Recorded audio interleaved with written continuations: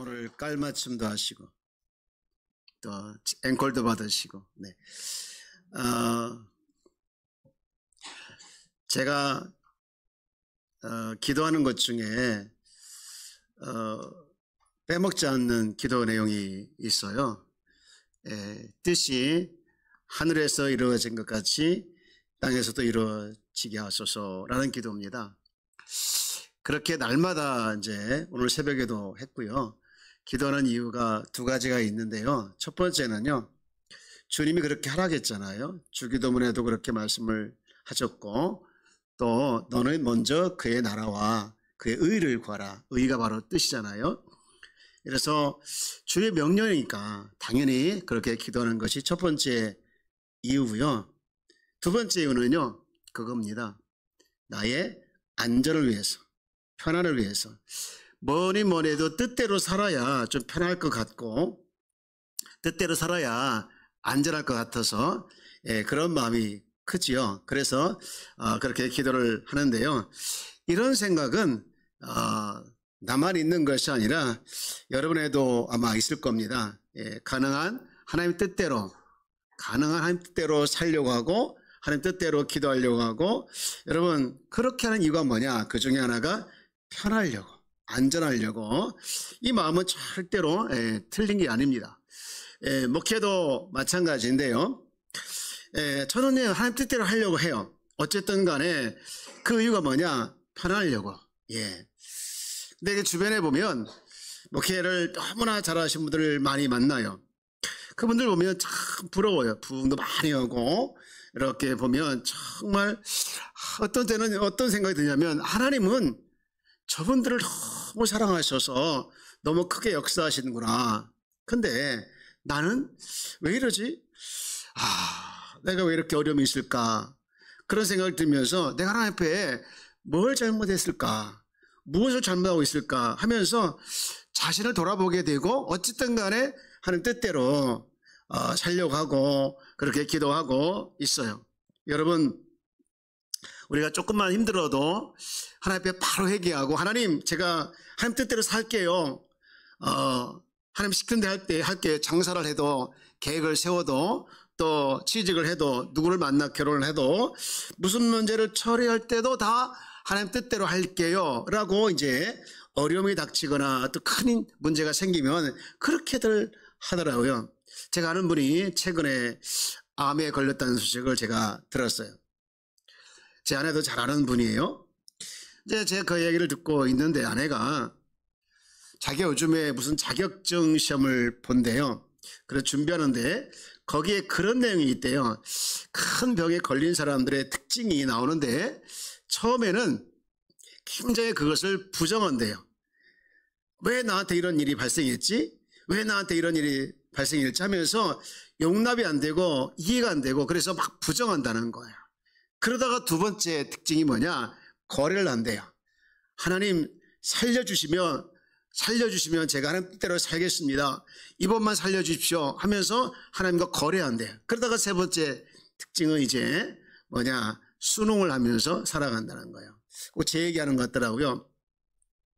여러분, 어쨌든 간에 어떤 문제가 닥치거나 어려움이 닥치면 한 번쯤은 거래하려고 하고, 한 번쯤은 회개하면서 하나님 뜻대로 살기를 원합니다. 그렇게 이제 하나님 앞에 기도하고 또 다짐도 합니다.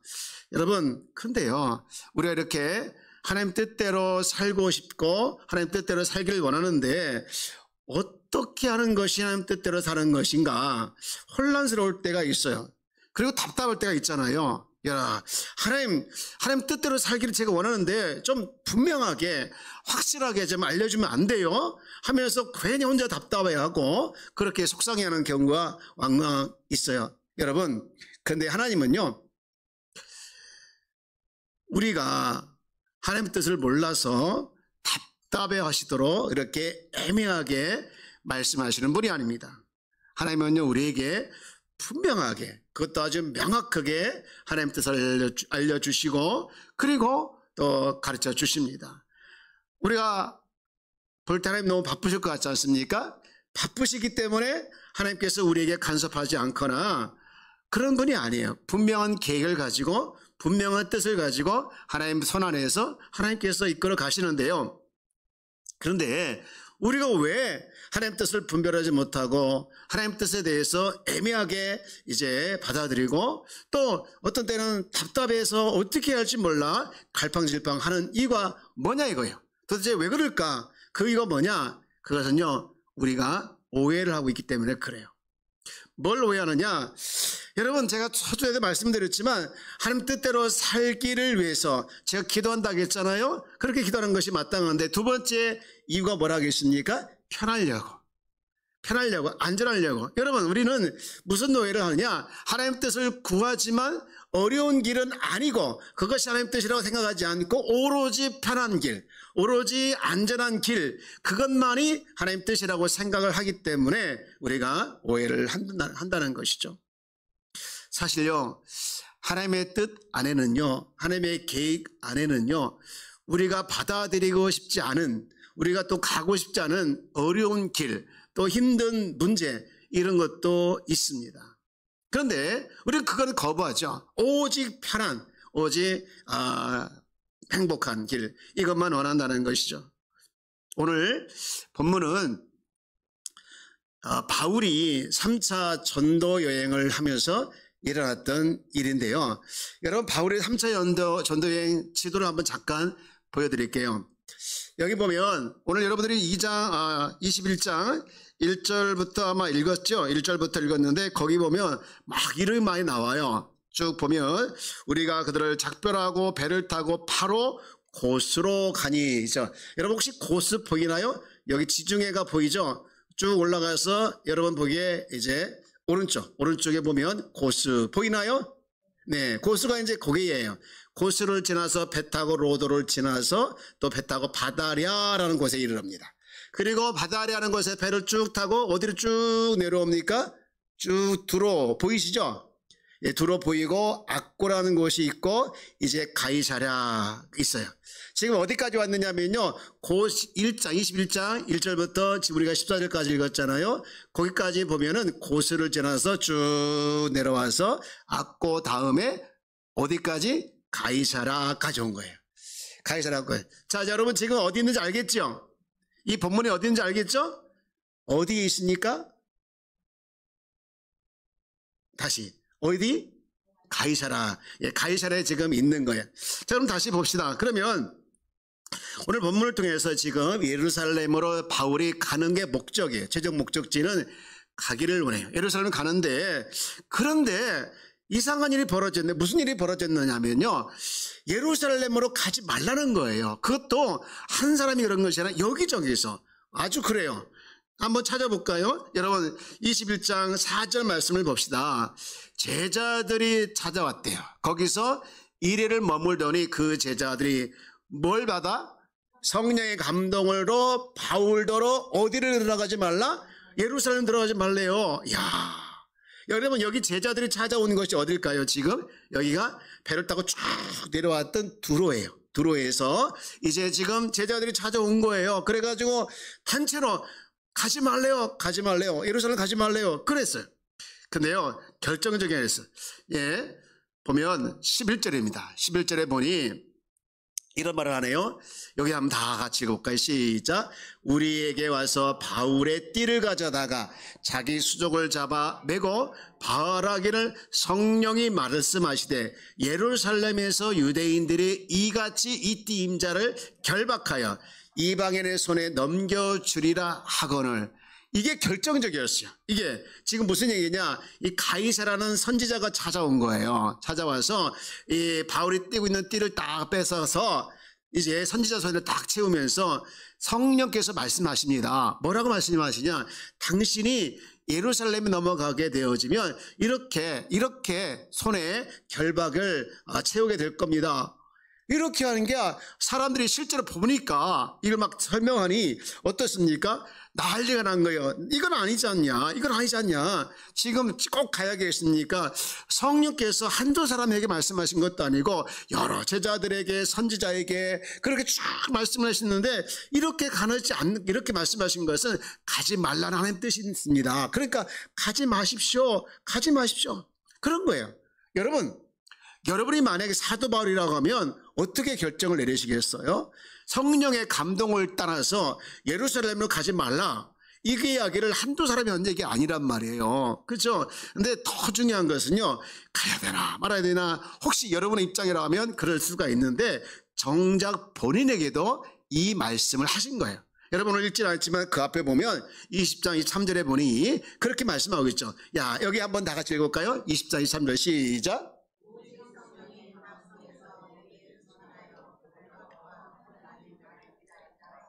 보십시오. 오직 누가? 어디에서? 각성에, 예루살렘을 포함한 각성에서 내게 증언하여 뭐를 만난다는 거예요? 결박과 환난을 만난다는 거예요. 야, 여러분 보십시오. 지금 바울도 그 소리를 들었어요. 그리고 주변에 많은 사람들이 그렇게 말을 하고요. 그러면 어떻게 결정을 해야 되냐?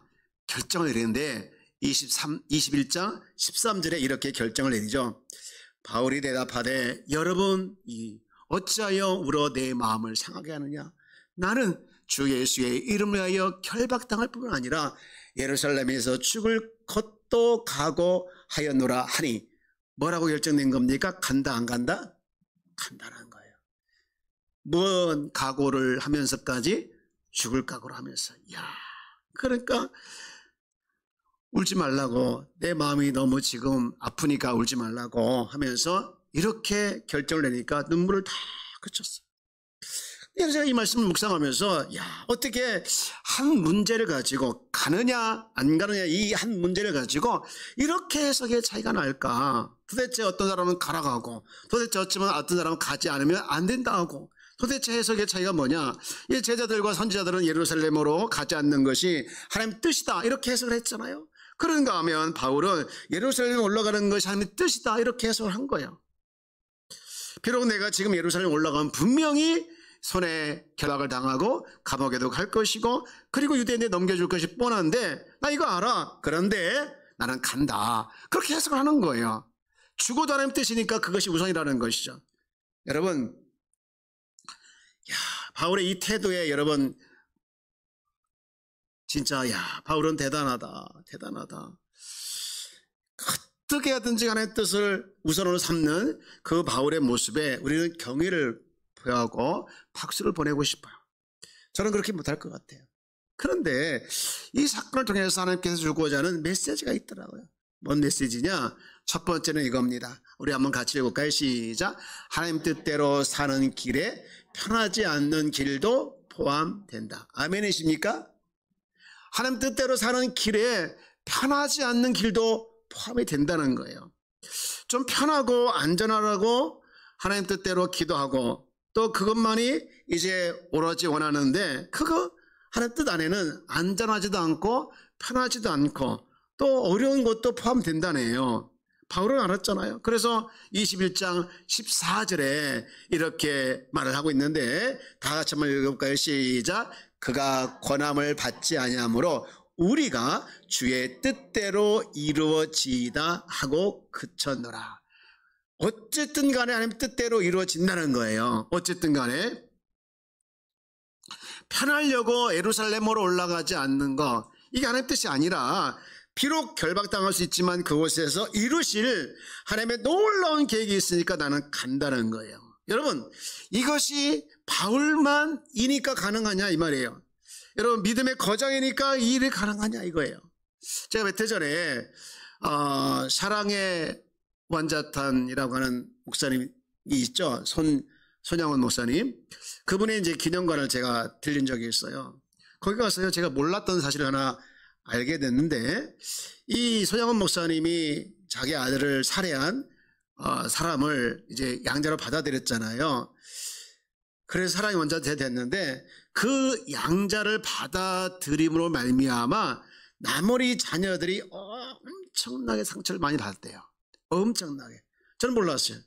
예, 그냥 사랑의 원자탄이니까 받았고, 예, 뭐 나중에 목사도 됐고, 뭐 그런 우리가 알고 있는 평이한 얘기들만 알고 있었지, 제가 그 얘기를 듣고서요, 아버지로서 죽은 아들 자식도 중요하지만 남아있는 자식이 더 중요하잖아요. 그렇잖아요. 아버지로서. 그럼 아버지로서 그렇게 생각을 해야 되는데 어떻게 그 아들을, 자기 아들을 죽은 사람을 양자를 받아들일 수 있을까? 제가 아무리 해석을 하고 아무리 해석을 해봐도 그거밖에 없더라고. 이해가 안 되고 해석이 안 되지만 그 일을 감행할 수 있었던 것이, 그것이 하나님의 뜻이었기에, 그 길, 힘든 길이지만, 어려운 길이지만, 자녀들에게 상처를 주는 길이지만 선택을 했다, 이렇게밖에 해석이 안 되더라고요. 여러분, 우리가 예수를 믿다 보면 손해 볼 일도 생기죠. 그래요, 안 그래요? 그러죠? 여러분, 손해 볼 일도 생겨요. 제가 조정민 목사님의 이야기를 듣다가 그분이 경험한 이야기를 하더라고요.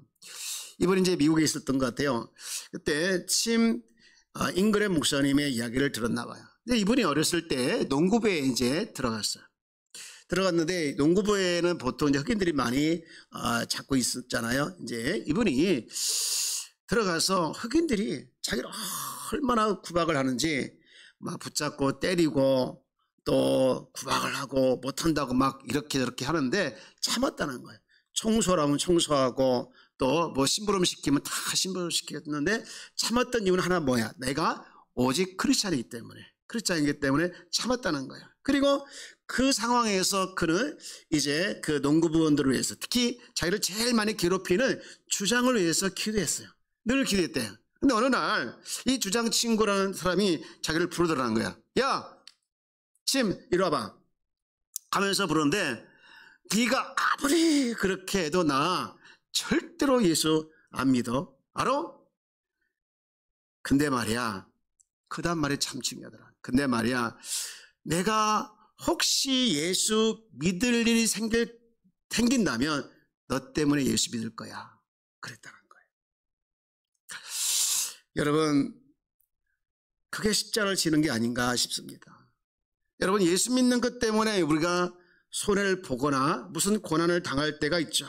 그 정도는 우리가 예수 믿으면서 한 번쯤은, 또 여러 번쯤은 경험해 봐야 되지 않을까요? 우리가 지금 하나님 뜻대로 산다고 할 때 때로 손해 볼 때도 있습니다. 예수님께서 한 번은 이런 말씀을 했어요. 누가복음 14장 7절 말씀부터 11절 말씀에 보면, 잔치집에 초대받을 때 상석에 앉지 말라. 진짜 상석에 앉을 때 네가 내려와야 되는 창피를 당하니까 앉지 말라, 그런 말씀을 해요. 그러면서 맨 마지막 예수님께 하고 싶은 말을 이렇게 하더라고요. 누가복음 14장 14절에 보니 이런 말씀을 하고 있지요. 다 함께 읽어볼까요? 저게 아닌데, 무릇 자기를 높이는 자는 낮아지고 자기를 높이는 자는 높아지라. 자기를 높이는 자는 낮아지고 높이는 자는 낮아지라, 그런 말씀을 해요. 무슨 얘기냐? 예수를 믿다 보면 손해 볼 일도 있고 희생할 일도 있고 그래야 되는데, 그걸 자꾸 부인하게 되어지면 더 내려간다는 것이죠. 우리가 지금 사순절을 보내면서 우리가 또 어떤 분은 한 끼 이상 금식하고 있어요. 여러분, 응원합니다. 이 배고픔을 참는다는 게 쉽지가 않더라고요. 하여튼 배고픔을 참고 금식할 때는 더 맛있는 게 생겨요. 그죠? 먹을거리가 생기고. 어쨌든 간에 여러분, 어쨌든 이걸 참으면서 인내하면서 금식은 여러분들을 응원합니다. 여러분, 주님 뜻대로 살아가는 길에는 모두가 편하지 않다는 거예요. 때로는 힘들기도 하고, 때로는 십자가를 져야 되기도 하고, 때로는 그 길이 고난의 길이 있다 할지라도 그것이 하나님의 뜻이라고 하면 우리가 정말 포기하지 않고 가야 된다는 말씀을 오늘 첫 번째 주는 메시지더라고요. 그런가 하면 두 번째 메시지가 뭐냐? 이겁니다. 한번 읽어볼까요? 시작. 어떤 상황에서든 뭐를 앞서지 말라고요? 말을 앞서지 말고 조용히 기도하라는 거예요. 여러분, 오늘 본문을 제가 쭉 설명을 했어요. 그렇죠? 설명했는데 다 공통점이 뭐예요? 성령의 감동을 받다는 거예요. 그죠? 감동을 받았으니까, 그리고 바울을 위한 일이니까 얼른 가서 말을 해줘야잖아요. 그 일을 당연히 해줘야죠. 바울에게도, 또 교회를 위해서도, 또 제자들을 위해서도, 또 신도들을 위해서 다 좋은 일이니까 그렇게 하는 것이 마땅해요. 근데요, 그렇게 했다면요, 그게 하나님 뜻을 막는 일이더라고요. 만약에 바울에게 그런 말에서 진짜 바울이 한가하게 됐다고 하면, 예루살렘 올라가지 않았다면 결국은 그 일이 하나님의 일을 막는 방해꾼이 되게 된 거예요. 여러분 보십시오. 사실은요, 이 예루살렘으로 바울을 보내려는 하나님의 계획이 있었습니다. 무슨 계획이냐? 바울이 예루살렘에 올라가서 감옥에 잡혀가지고 결국엔 로마로 가게 해서 로마의 복음을 위해서 가게 한 거예요. 로마를 그냥 들어갈 수가 없었어요. 그냥 장사꾼으로 또는 여행으로 가가지고 로마에 가서 복음을 전할 수가 없었던 거예요. 그냥 갈 수가 없었어. 오로지 로마에 갈 수 있는 좋은 길은 정치범으로 잡혀서 감옥에 가가지고 황제를 만나고 거기 로마에 있는 엘리트 군사들을 만나는 거였습니다. 그래서 이제 바울이 예루살렘에 올라가가지고 이제 정치범으로 잡히게 한 것이 하나님의 계획이었던 것이죠. 그래서 하나님이 거기에 이제 보낸 건데요. 만약에 그것을 알지 못하고 계속 막았다고 하면 하나님의 뜻이 방해를 받았을 것이에요. 여러분 그렇습니다. 우리가 하나님의 뜻을 잘 모를 때가 너무 많아요. 잘 모를 때 많이 있어서 조금 뭔가 감동이 오고 조금 뭔가 이렇게 뭔가 느낌이 오면 금방 우리가 말을 할 때가 있지 않습니까? 여러분 우리가 그때 참 주의할 게 하나 있는데 좀 더 기도하라는 거예요. 좀 더 기도하라는 거예요. 정말 하나님의 뜻이 어디 있는가, 정말 그 깊은 뜻이 무엇인가 알기 위해서는요 우리가 더 기도해 주라는 것이죠. 그래서 뭘 기도해 줘야 되냐? 바울이 로마에 가서 정말 복음을 더 많이 확장하는 일을 감당해낼 수 있도록 이제 남은 사람들이, 거기 있는 제자들이, 또 신도들이, 여러 주의 이 사람들이 기도해 주는 것이 하나님 뜻이라는 것이죠. 여러분 베드로가 정말 훌륭한 예수님의 제자였잖아요. 근데 그가 칭찬을 받아요. 언제 칭찬을 받는지 아십니까? 신앙 고백을 너무 멋있게 해서, 신앙 고백을 너무 멋있게 했잖아요. 주는 그리스도시요 살아계신 아들이다. 야, 이거 네가 고백한 거 아니야? 하나님께서 주신 고백이야 하면서 정말 칭찬하면서 이 반석 위에, 이 고백 위에 교회를 세우겠다. 그렇게 하면서 이제 칭찬을 받잖아요. 그리고 조금 있다가 칭찬을 받던 그 베드로가 뭐라고 혼나죠? 사탄아 물러가라, 혼나는 일이 벌어지죠. 여러분 보십시오. 제가 이 말씀을 읽으면서 얼마나 이제 웃었는지 몰라요. 여러분 마태복음 16장 23절 말씀을 세 번으로 한번 제가 띄워드릴게요. 읽어볼까요? 시작. 그러나 예수께서 돌아서서 베드로에게 말씀하셨다. 사탄아 내 뒤로 물러가라. 너는 나에게 걸림돌이다. 너는 하나님의 일을 생각하지 않고 사람의 일만 생각하는구나. 무슨 돌이 됐어요? 무슨 돌이 됐다고요? 돌이 두 가지가 있는데요. 디딤돌이 있고 걸림돌이 있대요. 조금 전까지만 해도 디딤돌이었어요. 디딤돌이었는데 금방 돼도 뭐가 바뀐 거예요? 걸림돌이 됐어요. 옆에 교수님께서 합시다. 걸림돌이 되지 맙시다. 네, 여러분 다 디딤돌이 되길 주의 이름으로 축복합니다. 하나님 나라를 확장하는데, 교회가 교회답게 세워지는데, 성도가 성도답게 세워져가는 일에 여러분 다 디딤돌 되기를 축복합니다. 한 가지 더 인사합시다. 마중물이 됩시다. 예, 여러분 마중물이 뭔지 아시죠? 마중물은요, 옛날에 이게 우리 젊은 친구들은 모를 거예요. 이게 물 펌프할 때, 펌프질에서 물을 지하에서 끌어올릴 때요, 물 한 바가지를 부어야 돼요. 물 한 바가지 벌어서 그렇게 펌프질 해가지고 끌어올리는 것이 있었어요. 그 시대가 있었어요. 그 한 바가지 붓는 물이 무슨 물이에요?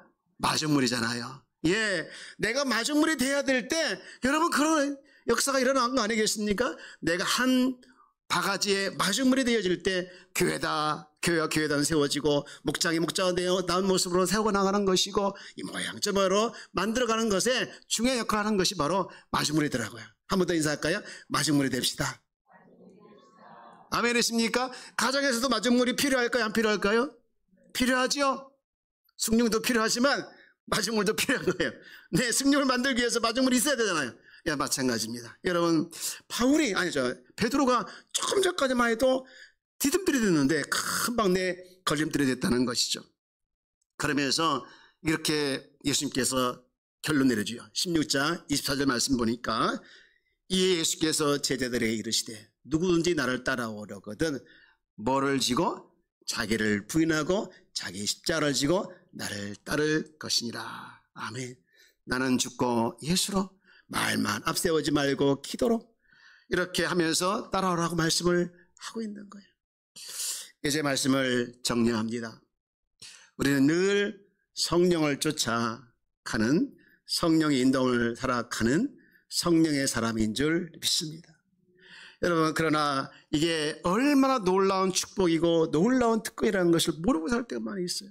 그래서 성령을 잊어버리고 살아갈 때가 많이 있잖아요. 여러분, 다시 한번 외쳐볼까? 나는 성령의 사람입니다.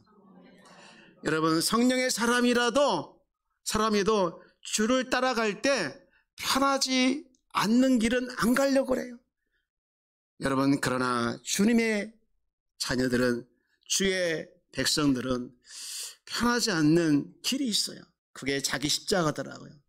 여러분이 감당해야 할 십자가, 여러분이 지고 가야 할 십자가가 있더라는 거예요.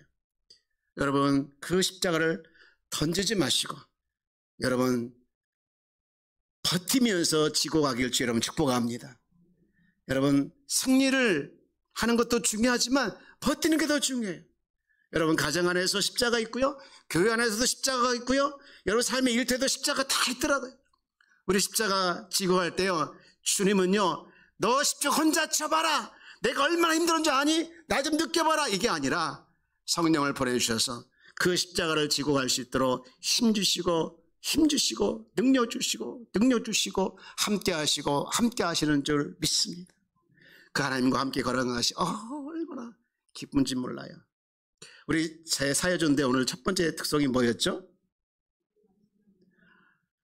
목양실의 단점이 뭔지 아십니까? 방음이 안 돼요. 여러분, 다 욕한 거 다 들려요. 기도하는 소리도 들리지만요, 욕하는 소리도 들리니까 절대 이러면 안 돼요. 뭐라고 했죠? 그 첫마디가 나를 막 울리더라고요. 여러분, 왜 생각을 해도 눈물이 날까요? 우리 주님은요, 내가 지고 가는 십자가를 혼자 두지 않기 때문에 그래요. 그 주님은요, 나의 어려움을 아시고 나의 형편을 아시고 나의 아픔을 아시고 내가 가야 할 길을 아시고 내를 향한 하나님 뜻을 아시고 나를 업고 가시는 분인 줄 믿습니다. 그 주님을 기억하면서 나에게 주신 그 십자가, 힘들지만 승리하는 것보다 버티면서 살아내는 우리 귀한 성도가 다 되어지기를 주의 이름으로 축복합니다. 기도합니다. 하나님, 주의 뜻이라면 어떤 것이든지 주님 감당해내는 저희들 되게 하여 주옵소서. 편한 길도 있고 행복한 길도 있지만 때로는 고난스러운 고난의 길도 있는 것, 나의 십자가를 지고 가야 할 길도 있는 것을 기억하면서 믿음으로 뚜벅뚜벅 걸어가는 주의 자녀가 되게 하여 주옵소서.